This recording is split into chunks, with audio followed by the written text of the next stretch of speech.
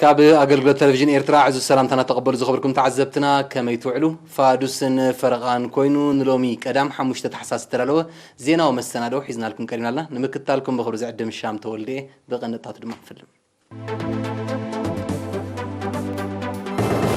تمالي اب موشب ماكلات بستقبل مرمراتات 38 تن زيغاتات بكورونا فيروس ملكافم ترغاغيصو أبعد تكليزان استسرح متصبي نفسه صرات زمسجنا بركتو يقبرال أبنو زمان أفاز تجمر حكم الناس نيز مسجنا قلبت أمريكان قال كابتي مس تشاينا زلو بهلا وانت مرتاون تمكرنا يملوات مدبات سريزو حادث يسوق على علم ورشات فترة أو سقاتات كبير عناد كم زورة منقص إيطاليا لبعي كورونا فيروس نمقصر حدش إجارات وسيم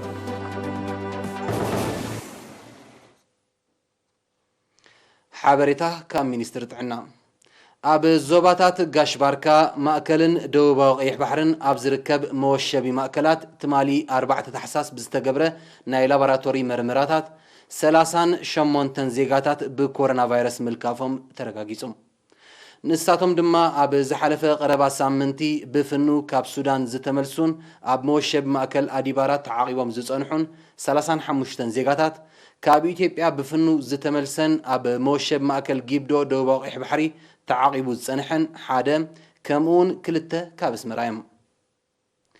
إذا خمزيلن كله تفيروس ترخيبهم أب هوسبيتالات زوباتات قاش باركان دوبا وقيح بحرن تعاقبهم حكمنا وكنكن كجبر لهم تصنحوا 10 زيقاتات حاويهم ننا بيتهم تفانيهم بز مسارات أب إيرترا تقلال لغزر بكورونا فيروس زتلخفو زيقاتات كساب لومي 630 كلتن بتحلهم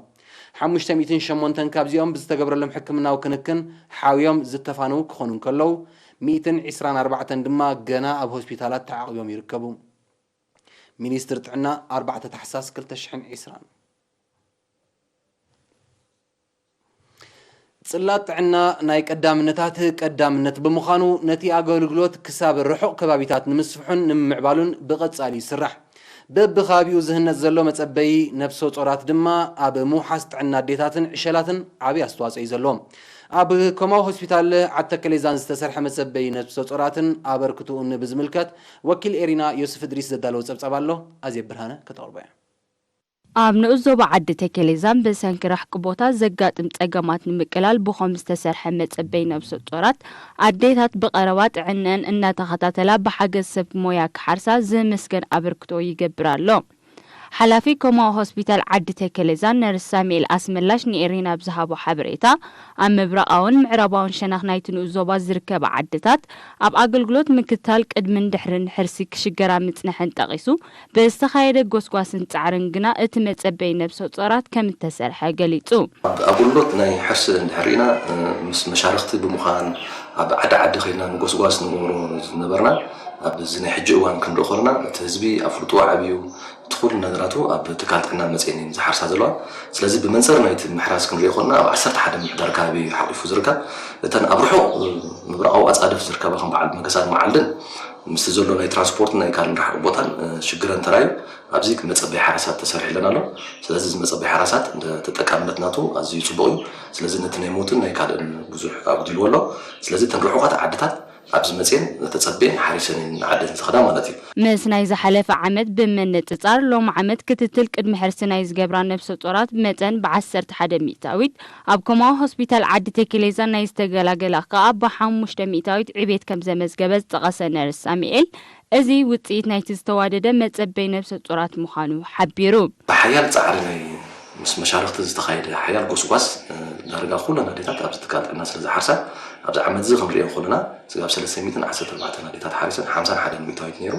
لازم مسني عم خلنا تاثر كله بحمش ميتايت أبز عمد توسي خلنا مالتي تكتتل كرم حرسة هم خلنا كومو بمنزر مملأن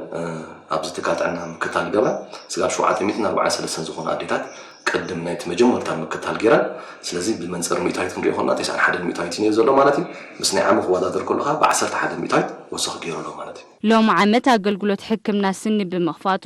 ነበርቲ ናብ ከረንን አስመራን ካብ ዝግበር ዝነበረ ጉዕዞን ሃልክን ከም ዝደሓኑ ጠቂሱ ድማ ሕክምና ዓይኒ ንምጅማር መደብ ከም ዘሎ አብርሂዩ ነርስ ሳሙኤል ኣብ መወዳእታ ነበርቲ ናይተን ካብ ትካላት ጥዕና ራሕቂ ዘለውን ዓድታት መዓልዲን በገሳን አጋር ሓካይም ተመዲቦምለን ናይ ቀዳማይ ረድኤት አገልግሎት ይረኽባ እኳ እንተለዋ ብቀረባ ዝተማለአ አገልግሎት ዝረኽባሉ ኩነታት ክፍጠር አዘኻኺሩ ክታበት ህፃናት ክንርኢ ከለና ኣብ ክልተ መደብ ኢና ንፈልዮም ሓደ ተቃዋሚ ኮይኑ ኣብዚ ትካል ጥዕና መፅኦም ሰብ ክታበት ይገብር ማለት እዩ ተናዲታት ንደቀን እቲ ካልኣይ ከዓ እቲ በፂሕካ ምምላስ ዝበሃል ኣብ ተንርሕዋት ዓድታት ከም በዓል በገሳ መዓልድና ላይ ገለመለ ዘሎ ዓድታት ካብ ሙሉን ዜን ከይድና ኣብኡ ከይድና እቲ ኣውትሪች ዝበሃል ሰርቪስ ንገብር ማለት እዩ ስለዚ ብመንፅር ናይቲ ዝገበርናዮ ክንሪኦ ከለና ከዓ ኣብዚ ዓመት 2020 ናይ 10 ወርሒ ክንሪኦ ከለና ስጋብ 569 ዝኾኑ ህፃውንቲ ተኸቲቦም 92 ሚእታዊት ነይሩ ምስ ናይ ዓመ ክነፃፀር ከሎ ብ15 ሚእታይ ወሰኽ ገይሩሎ ማለት እዩ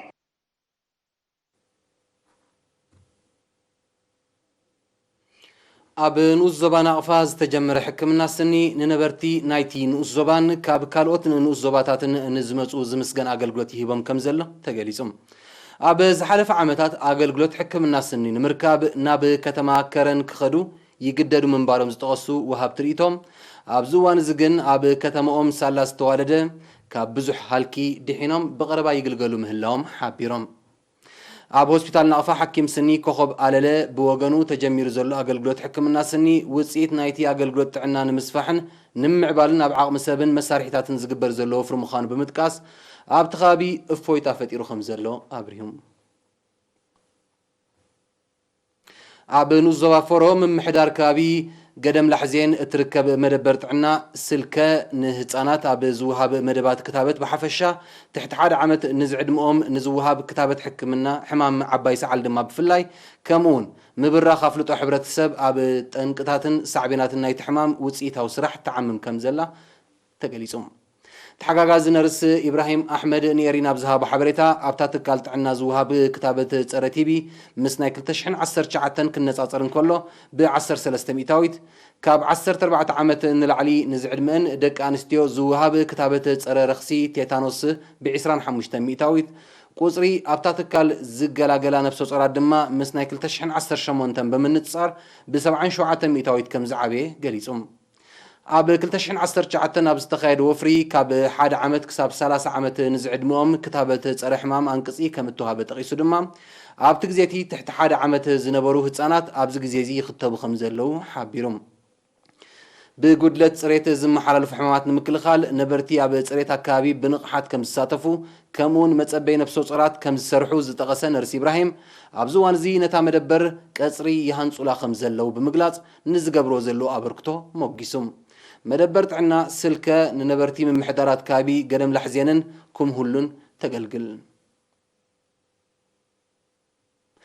ኣብ ንኡስ ዞባ ጾሮና ቤት ጽሕፈት ሚኒስትሪ ዕዮን ማሕበራዊ ድሕነትን 21 ጽጉማት ስድራ ቤታት ብጥሪት ኣጣይሱ እተን ብምምሕዳር ዝተለለያ ስድራ ቤታት ነፍሲ ወከፈን ከም ምርጨን ብዋጋ 10,000 ናቕፋ ጤለበጊዕ ወይ ከብቲ ከም እተጣየሳ ወኪል ኤሪና ሓቢሮም ሓላፊ ቤት ጽሕፈት ዕዮን ማሕበራዊ ድሕነትን ኣብቲ ንኡስ ዞባ ኣቶ ምስግና ፍስሃ ንኤሪና ብዝሃቦ ሓበሬታ እቲ ናይ ምጥያስ መደብ 10 ስንኩላንን ኣለይቲ ስንኩላንን 8 ጽጉማት ኣለይቲ ዘኽታማት ደቂ ኣንስትዮ 3 ድማ ጠዋሪ ዘይብሎም ኣረጋውያን ከም ዘጠቓልል ገሊጹ ብኻልኦን ግን ብቅድን ስፌትን ኣልባሳት ከምኡውን ሪክያሞን ማዕለማን ዝሰልጠና 44 መንእስያት ተመሪቐን ንዝረኽብኦ ናይ ስልጠና ዕድል ዝመስገና ተሳተፍቲ ንዝቐሰምኦ ፍልጠት ከም መበገስ ተጠቂመን መናብሮን ንምምሕያሽ ከም ዝሰርሓ ኣረጋጊፀን ኣብ ዝሓለፈ 5 ዓመታት ኣብ ጾሮና ተመሳሳሊ ስልጠናት ከም እተዋህበ እቲ ሓበሬታ ብተወሳኺ የነፀሩ ክብራት ተዓዘብትና ድሕሪ ዝሓፀረ መሰጋገሪት ኣህጉራዊ ዜና ሒዘ ክምለሰኩም እየ ንምክትታልኩም ደጊመ ብኽብሪ ዕድም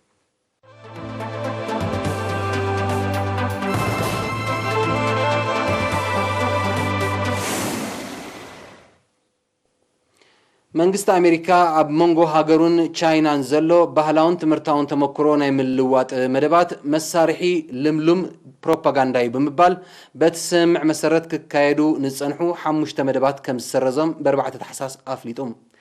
እቶም ካልኦት ናይ ምልዋጥ ተመክሮ መደባት መስመሮም ሒዞም ይቕጽሉ እኳ እንተለዉ እቶም ሓሙሽተ ግን ምሉእ ብምሉእ ብመንግስቲ ቻይና ዝምወሉን ቅሉዓት መሳርሒ ፕሮፓጋንዳ ምዃኖም እዩ መንግስቲ ኣሜሪካ ገሊጹ መንግስቲ ቻይና ነቲ ብኣሜሪካ ዝተወስደ ስጉምቲ ብዝምልከት ዛጊዝ ዝሃቦ መልሰ ግብሪ የለን ኣቐዲሙ መንግስቲ ኣሜሪካ ልዕሊ 1,000 ናይ ላዕለዋይ ደረጃ ትምህርቲ ኣብ ኣሜሪካ ዝከታተሉን ኣብ ምርምራዊ ንጥፈታት ናይ ዝተዋፈሩን ቻይናውያን ቪዛ ንጸጥታ ሃገሩ ኣስጋእቲ ምዃኖም ብምግላጽ ከም ዝሰረዞ ይዝከር እዚ ምዕባለታት እዚ ነቲ ኣብ መንጎ ክልቲአን ሃገራት እናሻሕከረ ዝመጽእ ዝምድናታት ዘጋድድ ምዃን እዮም ምስቲ ጉዳይ ቅርበት ዘለዎም ተንተንቲ ዝሕብሩ ኣሜሪካን ቻይናን ዝርከበን ሓያሎ ሃገራት ጽልውአን ንምዕባይን ረብሓታትን ኣጀንዳታትን ንምስሳይን ኣብ ዝተፈላለየ ኩርናዓት ዓለም ትካላት ትምህርትን ባህላዊ ምልውዋጥን ከፊተን ብቕሉዕ ከም ዝሰርሓ ይፍለጥ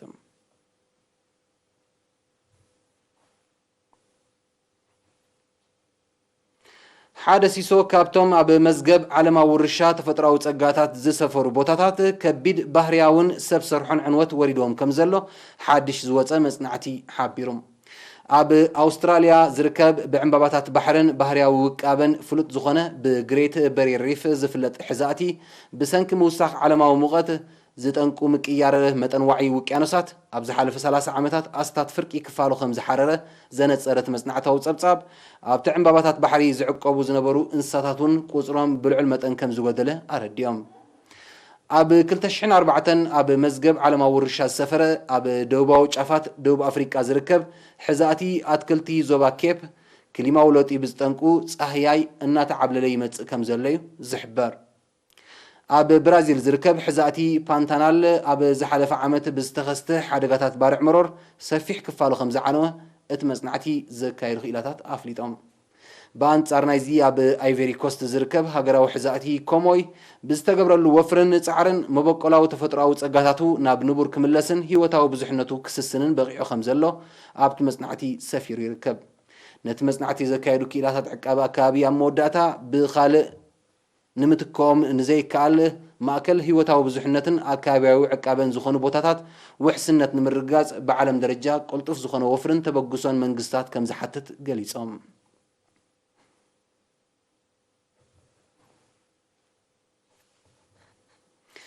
መንግስቲ ኢጣልያ ኣብ በዓላት ልደትን ሓድሽ ዓመትን ተወሳኺ ለብዒ ኮሮና ቫይረስ ንምቁፅጻር ሓድሽ ናይ ምንቅስቓስ እገዳታትን ቅጥዕታት ማሕበራዊ ምርሕሓቕን ወሲኑ መንግስቲ ከም ኣካል ናይቲ ዘውፅኦ ሓድሽ እገዳታት ካብ ሓደ ከተማ ናብ ካልእ ከተማ ምጉዓዝ ይኹን ምእታው ሓድሽ ዓመት ንምጽምባል ኣብ ጎደናታት ዝካየድ ምትእኽኻብ ከም እተኣገደ ኣፍሊጡሎም ቀዳማይ ሚኒስተር ጁሴፔ ኮንተ ብ3 ታሕሳስ ኣብ ዝሃቦ መግለጺ ካብ 21 ታሕሳስ ክሳብ 6 ጥሪ 2021 ብዘይካ ንስራሕ ኣገልግሎት ሕክምና ንምርካብ ወይ ካልእ ህጹጽ ጉዳያት ካብ ሓደ ዞባ ናብ ካልእ ዞባ ምንቅስቓስ ከም እተኣገደ ከምኡውን ኣብ መዓልቲ ክሪስማስ ድሩር ሓድሽ ዓመትን ዜጋታት ካብ ሓደ ከተማ ናብ ካልእ ከተማ ክጓዓዙ ክልኩል ምዃኑ ኣነጺሩ ተኣታትዩ ዘሎ እገዳታት ለብዒ ኮሮና ቫይረስ ኣብ ምቁፅጻር ኣተባባዕ ውፅኢት ከም ዘመዝገበ ዝገለጸ ቀዳማይ ሚኒስተር ኮንተ ተመዝጊቡ ዘሎ ዓወታት ንምዕቃብ እቲ ሓድሽ እገዳታት ወሳንን ግድነታውን ምዃኑ ኣፍሊጡ መንግስቲ ደቡብ ኮርያ ብወገኑ ብሰንኪ ኣብ በዓላት ልደትን ሓድሽ ዓመትን ዝግበር ምትእኽኻብ ህዝቢ ሳልሳይ ማዕበል ለብዒ ኮሮና ቫይረስ ከይክሰት ከም ዘስግእ ብምግላጽ ዜጋታት ዝገብሮ ጥንቃቐ ክሕይሉን ቅጥዕታት ማሕበራዊ ምርሕሓቕ ከኽብሩን ጸዊዑ ምምሕዳር ከተማ ኣስወል ድማ ካብ ሰዓት 9 ናይ ምሸጥ ጠቕላላ ትካላት ሃገር ክዕጾን ኣገልግሎት ህዝባዊ መጓዓዝያ ናብ 30 ሚእታዊት ክጎድልን ትእዛዝ ኣመሓላሊፉሎም ብኻልእ ወገን መንግስቲ ሩስያ መጠነ ሰፊሕ ክብል ዝገለጾ كتابة كوفيد-19 ب3 تحساس كم زمزقسة أفليتولهم كم مجمر دما أبد صلات أقولقلوت تمرتي زتوافرو كم اتخذبو تحبيرهم بريزيدنت فلاديمير بوتين أبزهابو مجلسي هاجرو أبزمت قربا معالتات لعني كل 1 مليون بالكات كتابة كم التفرب محبار تولن تاوزخنا مسرح بممهران سرحيات تعنان تكالات محبرة أقولقلوتن كجمريم تأزاز أم حلالي فزولهم روسيا زي أبا قلقلتا وعيلاتو زلا سبوتنيك حموش تزوع كتابة كوفيد-19 نايتيس عن كل تميتاويت بقعات كم زلويا أفليت أزلام بدرجة عالم تغلال قصري بكورونا فيروس زتلخ في سبات لعلي 66 دخل 1 مليون نايزمو تدما لعلي حالة بحموش 1 مليون بس يحلهم بريزيدنت ريبوبليك ماكل أفريقيا نبر فرانسوا بوزيزة أبتيز مس 27 تحساس زكاير بريزيدنت أمريكا كم حصويت وداري كساتف نزغربو حتى لعلواي بيت فرد تهاجر ناس إجوام እቲ ቤት ፍርዲ ኣብ ዝሃቦ ውሳነ ወዲ 74 ዓመት ቦዚዘ ካብ ገበን ንጹህ ስለ ዘይኮነ ብቕዋምቲ ሃገር ክሳተፍ ከም ዘይፍቀደሉ ብምጥቃስ እዩ ኣጊድዎ ዘሎም ኣብ 2003 ብዕልዋ መንግስቲ ስልጣኑ ዝሓዘ ፍራንሷ ቦዚዘ ኣብ 2013 ሴሌካ ተባሂሉ ብዝጽዋዕ ዕጡቕ ጉጅለ ካብ ስልጣን ተዓልዩ ናብ ስደት ከም ዘምርሐ ይፍለጥ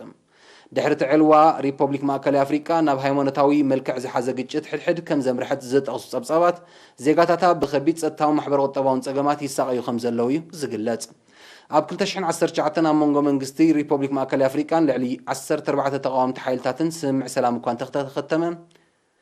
ዛጊት ሓያሎ ካብቶም ጉጅለታት ዕጥቆም ብዘይ ምውራዶም እቲ ስምምዕ ዘላቒ ጸጥታዊ ውሕስነት ከረጋግጽ ከም ዘይከኣለ ይሕበር እዚ ክካየድ ተሓሲቡ ዘሎ ፕሬዚደንታዊ ምርጫ ነቲ ሃገር ናብ ተወሳኺ ግጭት ከየምርሓ ዘስግእ ምዃኑ ተንተንቲ ስጋቶም ይገልጹ